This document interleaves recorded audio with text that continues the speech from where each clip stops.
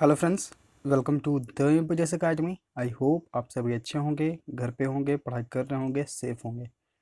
देखिए, आज के लेसन में हम लोग सोल्व करेंगे एमबी पब्लिकेशन के बुक से सीट नंबर 42। ठीक है, हम लोग एसएससी सीजीएल और सीएचएसएल सीपीओ और स्टेनोग्राफर के जो फर्दर एग्ज़ाम्स होने वाले हैं आगे, ठीक है, जो भी एक्सटेंड कर दिए गए हैं, उन सारे एग्ज़ाम्स के लिए हम लोग यहाँ पर प्रिपरेशन कर रहे हैं। और एमबी पब्लिकेशन के बुक से एसएससी के द्वारा जो भी एग्ज़ाम्स कंडक्ट किए गए हैं उनके इंग्लिश क्वेश्चन का यहाँ पर हम लोग सॉल्यूशन कर रहे हैं। ठीक है, तो हम लोग 2016 से 2020 तक जितने भी एग्ज़ाम्स हुए हैं उन सभी क्वेश्चंस के इंग्लिश का जो क्वेश्चन होगा वो सारे क्वेश्चंस को हम लोग यहाँ पर सोल्व कर रहे हैं। अभी हम लोग 2016 के क्वेश्चंस को सोल्व करेंगे, फिर 2017, फिर 2018, फिर 2019 और 2020 में जो सीजीएल पीटी का एग्ज़ाम हुआ था 3 मार्च से 10 मार्च के बीच में, उन उन क्वेश्चंस को भी हम लोग यहाँ पर सॉल्यूशन करेंगे। ठीक है, तो आई होप आप सभी लेसन्स को कंप्लीट देखेंगे। अगर कहीं पर समझ में नहीं आएगा तो कमेंट करेंगे। चलिए तो शुरू करते हैं क्वेश्चन नंबर फर्स्ट से। In the following question out of 4 alternative choose the word which best expresses the meaning of the given word. ठीक है, बेस्ट एक्सप्रेसेस यानी कि सिनोनिम्स आपसे पूछा गया। सिनोनिम्स यानी कि मिलता जुलता शब्द। क्वेश्चन हमारा क्या है? लेथार्जिक। लेथार्जिक मतलब क्या होता है? LETHARGIC। ठीक है, लेथार्जिक मतलब होता है आलसी, सुस्त, शिथिल। ठीक है, आलसी, सुस्त, शिथिल। अब यहाँ पर हमारे पास चार ऑप्शंस हैं। ऑप्शन ए आपका है एनर्जेटिक यानी कि ऊर्जावान, लेजी यानी कि आलसी। तो देखिए हमारा राइट आंसर जो है हमें मिल गया। बाकी ऑप्शन है ऑप्शन सी लेथल यानी कि घातक और लीगल यानी कि न्यायिक। ठीक है, तो ये तीनों ऑप्शन एलिमिनेट। राइट आंसर आपका यहाँ पे ऑप्शन बी हो जाएगा। देखिए यहाँ पर जो भी ऑप्शंस जो हैं आपके लिए इंपॉर्टेंट है, हर एक वर्ड आपके लिए इंपॉर्टेंट है, तो इनका अर्थ भी आप लोग याद कर लीजिएगा, मिस नहीं करिएगा। ऐसे आपको जो है वर्ड मीनिंग जो है एमबी पब्लिकेशन का आपको सेपरेट लेसन दिया जा रहा है। ठीक है, पार्ट 7 तक हो गया है एंटोनिम्स सिनोनिम्स का एमबी पब्लिकेशन के बुक से। आगे का जब लेसन आपको अपलोड किया जाएगा तो आपको बता दिया जाएगा, इसलिए आप चैनल को जरूर सब्सक्राइब कर लीजिएगा ताकि आपके पास नोटिफिकेशन जाए। ठीक है, चलिए तो क्वेश्चन नंबर 2 देखते हैं। क्वेश्चन नंबर 2 है in the following question out of 4 alternative choose the word which is opposite. यहाँ पर देखिए आपको एक क्वेश्चन दिया गया और उसका आपको अपोजिट बताना है यानी कि एंटोनिम्स, विपरीत शब्द। ठीक है, मैलिएबल, MALLEABLE, इसका मतलब क्या होता है? इसका मतलब होता है लचीला या फिर सभ्य। क्या होता है? लचीला होता है या फिर शिष्ट या फिर सभ्य। ठीक है, चलिए तो देखते हैं अपने ऑप्शंस को। ऑप्शन ए आपका है टीच एबल यानी कि पढ़ाने योग्य। इंट्रैक्टेबल, इंट्रैक्टेबल मतलब होता है असभ्य, तो राइट आंसर देखिए हमें ऑप्शन बी के रूप में मिल गया। मैलिएबल यानी कि होता है शिष्ट या सभ्य, और इंट्रैक्टेबल मतलब होता है असभ्य। ठीक है, तो यहाँ पर राइट आंसर हमारा ऑप्शन बी है। बाकी जो ऑप्शन है ऑप्शन सी मैनेजेबल यानी कि प्रबंध करने योग्य, ये भी एलिमिनेट। फ्लाईएबल यानी कि लचीला, तो ये तो सिनोनिम्स है, ये ऑप्शन एलिमिनेट हो जाएगा क्योंकि हमें यहाँ पे एंटोनिम्स पहचानना है। तो राइट आंसर जो है यहाँ पे ऑप्शन बी है। ठीक है, चलिए देखते हैं क्वेश्चन नंबर 3।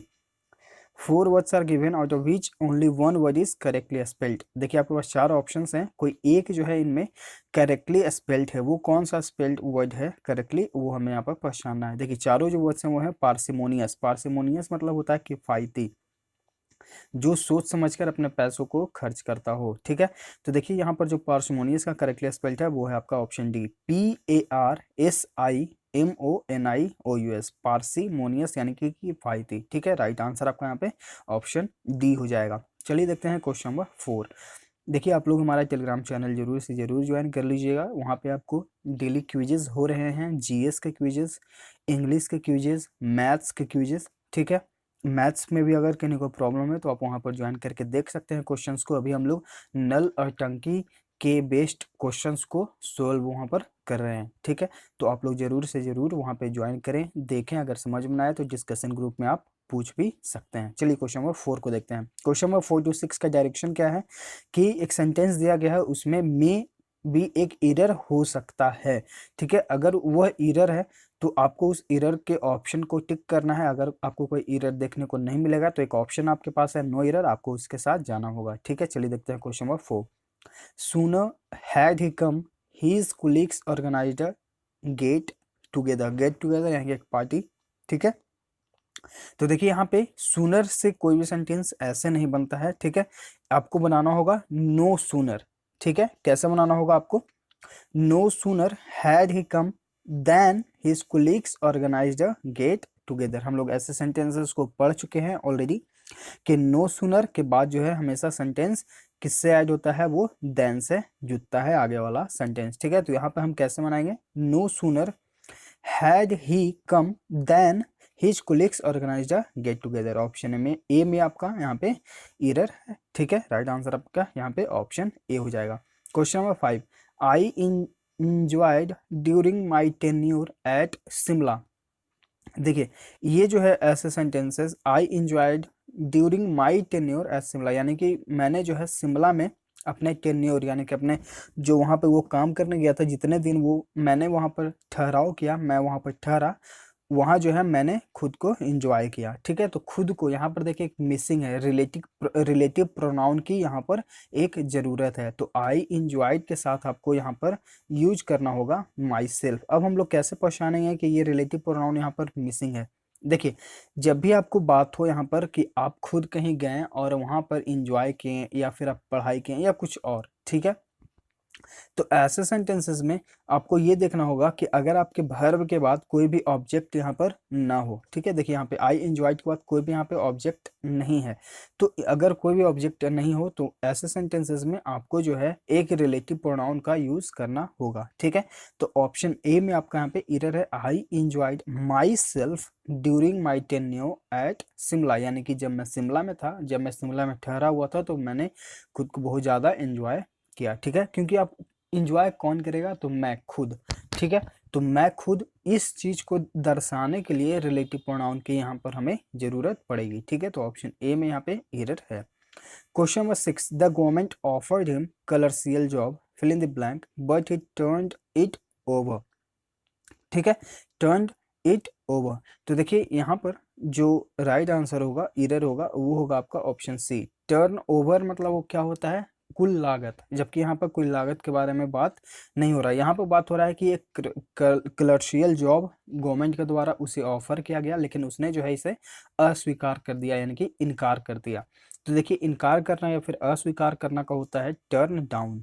ठीक है, जो फ्रेजल वर्ब होगा वो होगा टर्न डाउन। तो ऑप्शन सी में आपका यहाँ पे एरर है, टर्न डाउन मतलब कि अस्वीकार कर देना। ठीक है, तो देखिए आपको फ्रेजल वर्ब्स भी आपको लेसन में बताए गए हैं। आप एसएससी 45 डेज प्लेस के प्लेलिस्ट में, द एमपीएस एकेडमी के एसएससी 45 डेज प्लेलिस्ट में जाकर आप देख सकते हैं। फ्रेजल वर्ब्स आपको बहुत सारे बताए गए हैं, और उसमें भी जो द हिंदू के इंपॉर्टेंट फ्रेजल वर्ब जो हमेशा यूज होते हैं वो भी आपको वहाँ पर बताए गए हैं, तो आप प्लेलिस्ट में जाकर देख सकते हैं। तो यहाँ पर जो हमारा एरर होगा वो होगा आपका ऑप्शन सी। चलिए क्वेश्चन नंबर 7 to 9 देखते हैं।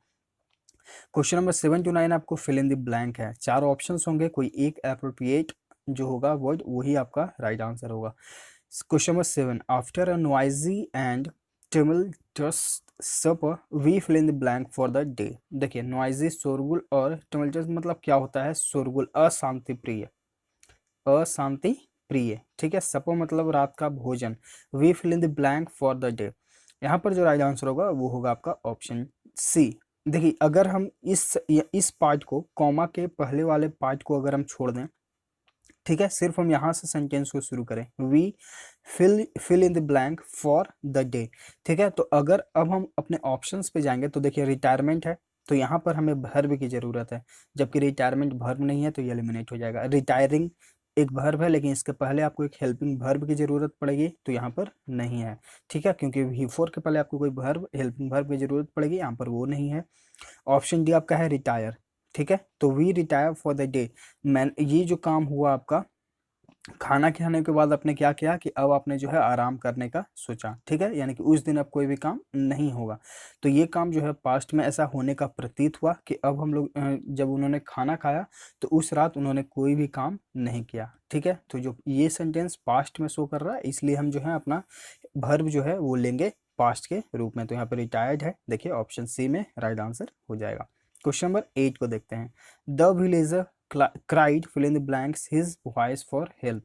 the villager cried, विलेजर जो है गांव वाले, उसने जो है वो चिल्लाया, fill in the blanks his voice for help, उसने जो है अपने सबसे ऊंचे आवाज में, मतलब कि अपने ऊंचे आवाज में पुकारा किसी को मदद के लिए। ठीक है, तो ऊंचे आवाज में, तो ऊंचे आवाज के लिए हम लोग क्या यूज करते हैं? टॉप का यूज करते हैं। हम लोग सभी ऑप्शन में देख रहे हैं कि टॉप का यूज हुआ है, ठीक है। लेकिन टॉप के पहले जो आपको यूज करना होगा, यहाँ पर हम लोग देख रहे हैं वर्ड क्राइड, ठीक है। तो क्राइड के साथ हम लोग क्या यूज करेंगे, एट का यूज करेंगे, ठीक है। तो cried at the top of his voice for help, ठीक है। ऑप्शन डी यहाँ पे राइट आंसर हो जाएगा। क्राई के साथ हमें क्या प्रीपोजिशन यूज करना है, एट का प्रीपोजिशन यूज करना है, ठीक है। राइट आंसर डी है। Question number 9, Simon teaches children fill in the blank water colour painting. देखिए साइमन जो है वो बच्चों को क्या सिखाता है, वाटर कलर पेंटिंग। अब यहाँ पर जो हमारे पास ऑप्शंस हैं वो सारा जो है वो है the art on, the art in, the art by, the art of. देखिए द आर्ट तो हमारा कॉमन है सारे में, द आर्ट। अब यहाँ पर हमें ये ध्यान देना है कि द आर्ट के साथ जो है आपको प्रीपोजिशन क्या यूज करना होगा, ठीक है।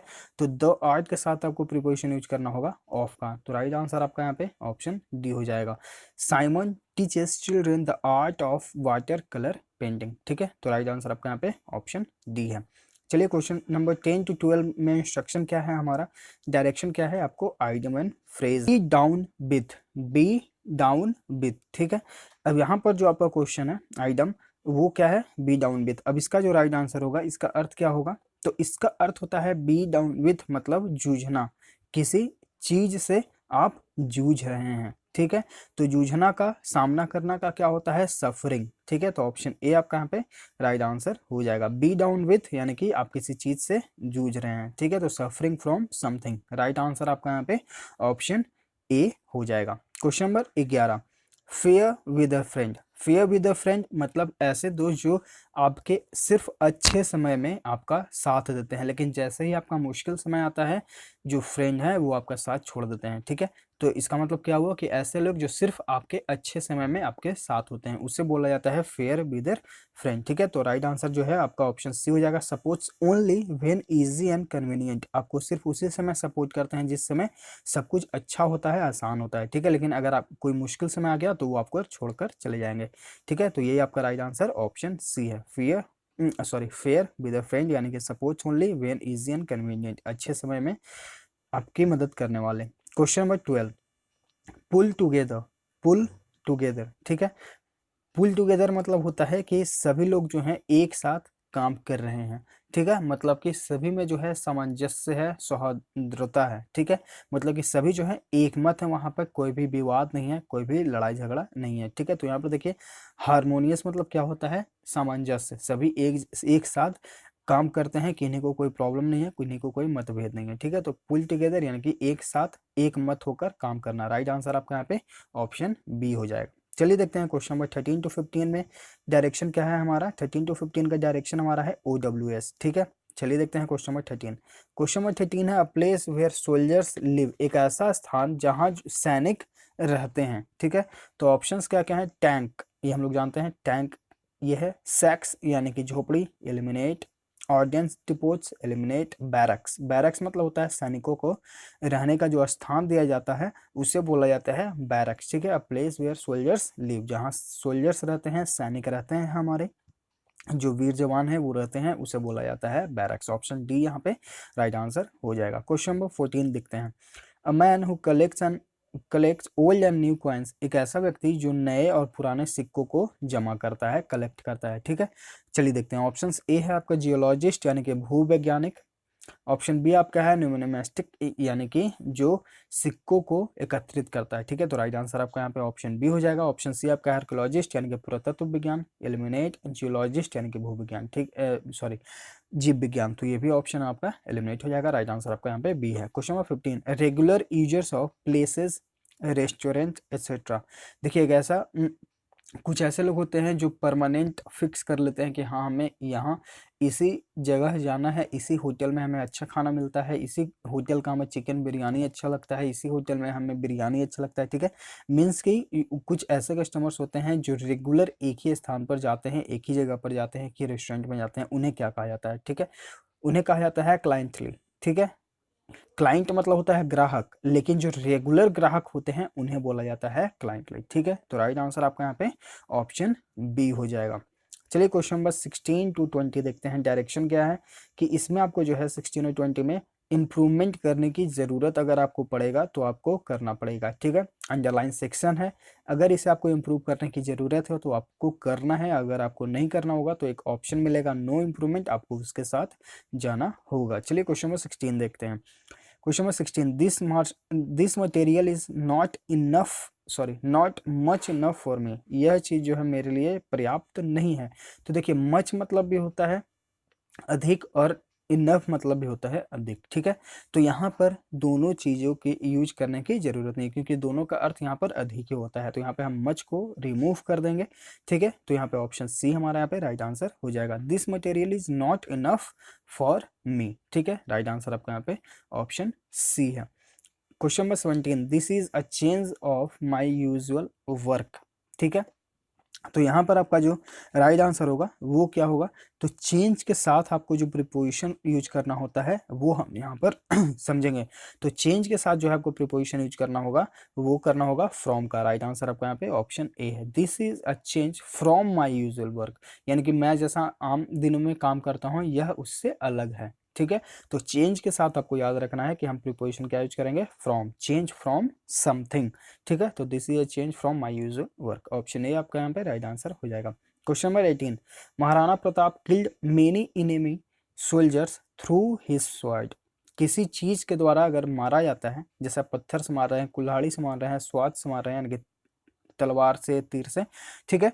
तो वहां पर जो है आपको किल के साथ यूज करना होगा प्रीपोजिशन विथ का। तो ऑप्शन बी आपका यहाँ पे राइट आंसर हो जाएगा। Maharana Pratap killed many enemy soldiers with his sword, ठीक है। तो राइट आंसर आपका यहाँ पे ऑप्शन बी है। चलिए देखते हैं क्वेश्चन नंबर 19। क्वेश्चन नंबर 19 क्या है, everyone hoped of good weather on the day of the wedding. यहाँ पर देखिए ऑफ जो है आपका अंडरलाइंड है, तो यानी कि हमें ये समझना है कि होप के साथ प्रीपोजिशन क्या यूज करेंगे।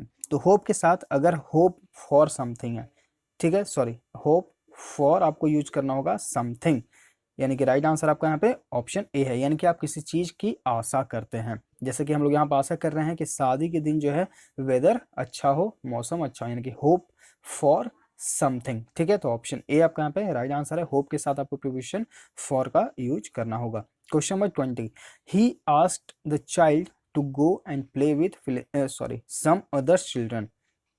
तो यहाँ पर देखिए, यहाँ पर एक उसने कहा एक बच्चे को कि जाओ और दूसरों बच्चों के साथ खेलो। तो देखिए यहाँ पर दूसरों बच्चों को दर्शाने के लिए हम चाइल्ड का यूज नहीं करेंगे, हम सिर्फ यूज करेंगे सम अदर। राइट आंसर जो है आपका यहाँ पे ऑप्शन सी हो जाएगा। He asked the child to go and play with some other, यानी कि उसने बच्चे से कहा कि तुम जाओ और किसी और के साथ खेलो, ठीक है। तो यहाँ पर जो है किसी और के साथ, ऐसा ऐसा दर्शाने की यहाँ पर कोशिश हो रही है, ठीक है। तो किसी और के साथ खेलने के लिए बात हो रहा है, इसलिए हम यहाँ पर सम अदर का यूज करेंगे। ऑप्शन है आपका है सम अदर चिल्ड्रन, यानी कि किसी और के बच्चों के साथ तुम जाकर खेलो, किसी और के बच्चे के साथ, तो ऐसा तो यहाँ पर नहीं है, ठीक है। तो ये एलिमिनेट, सम अदर्स ये हमारा प्लूरल है, ये भी यहाँ पे एलिमिनेट, इसलिए राइट आंसर जो है यहाँ पे ऑप्शन सी हो जाएगा, यानी कि सम अदर, किसी और के साथ तुम जाकर खेलो, ठीक है। तो ऑप्शन सी राइट आंसर है। क्वेश्चन नंबर 21 to 25 जो है आपको पैसेज दिया गया है, इससे रिलेटेड फिर आपको 5 क्वेश्चन सोल्व करने होंगे। तो चलिए पैसेज को पढ़ते हैं। Two men were once walking along a forest path, दो व्यक्ति जो हैं फॉरेस्ट पाथ पर चल रहे थे, घूम रहे थे। Talking of courage and loyalty, बात कर रहे थे साहस और लॉयलिटी, यानी कि आप कितना जो है किसी पर निर्भर करते हैं, कितना किसी पर विश्वास करते हैं। लॉयलिटी यानी कि विश्वास, ठीक है। दो लोग जो हैं फॉरेस्ट पाथ पर घूम रहे थे, टहल रहे थे और बात कर रहे थे साहस और लॉयलिटी की, यानी कि विश्वास की। द बिगर वन, यानी कि उनमें जो बड़ा था, हु हैड अ गन, जिसके पास एक गन थी, बंदूक थी, was boasting of his on bravery and fidelity, वह खुद की ही बड़ाई कर रहा था। बोस्टिंग मतलब खुद की बड़ाई करना, ठीक है। अब खुद की बहादुरी की और साहस की, फाइडेलिटी यानी कि साहस, ये हम लोग बहुत सारे जो है, जब हम लोग एमबी पब्लिकेशन के सिनोनिम्स एंटोनिम्स के पार्ट 8 जब हम लोग करेंगे तो वहाँ पर इन वर्ड्स को आपको सारे बता दिया जाएगा। जितने भी हम लोग 8 नंबर 36 to 40 जो हमारा 42 जो हमारा सेट्स यहाँ पर कंप्लीट हो रहा है, तो इसका पार्ट 8 आपको सारे इंपॉर्टेंट वर्ड मीनिंग्स को कर दिया जाएगा। जितने भी पैसेज हुए हैं पैसेज के इंपॉर्टेंट वर्ड मीनिंग्स और सिनोनिम्स एंटोनिम्स सारे आपको यहाँ पर कवर कर दिए जाएंगे पार्ट 8 में, तो लेसन्स को कंप्लीट देख लीजिएगा। ठीक है, तो यहाँ पर देखिए 2 व्यक्ति घूम रहे थे, एक के पास गन था, वो खुद के साहस और ब्रेवरी के बारे में बात कर रहा था।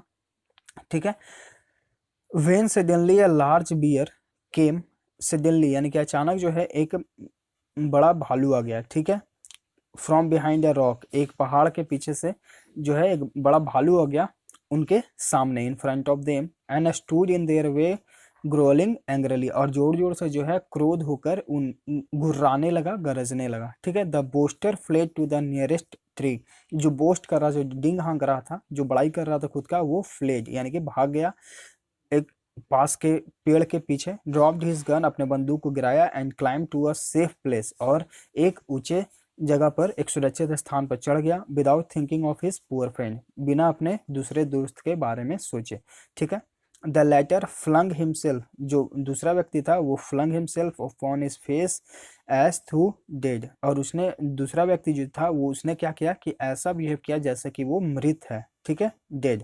The bear smelt his body, bear यानी कि भालू जो है उसके बॉडी को सूंघा, turned him over, licked his face, उसके फेस को चाटा, and supposing him to be dead, और उसने क्या सोचा कि यह मर गया है, went on its way leaving him unhurt, और भालू जो है वो क्या किया, उसे बिना कुछ किए ही अनहर्ट यानी कि बिना कोई चोट पहुंचाए वहां से चला गया। ठीक है, the other man came down from the tree, जो ऊंचा, जो व्यक्ति जो है, जो डिंग हाँक रहा था, जो पेड़ पर चढ़ गया था, वो व्यक्ति जो है ट्री से उतरा यानी कि पेड़ से उतरा, and going to his friend, और अपने दोस्त के पास गया और पूछा, well what secret did he whisper so quietly in your ear, उसने पूछा कि विस्पर मतलब क्या होता है, फुसफुसाना, भालू जो है तुम्हारे कान में क्या फुसफुसाया।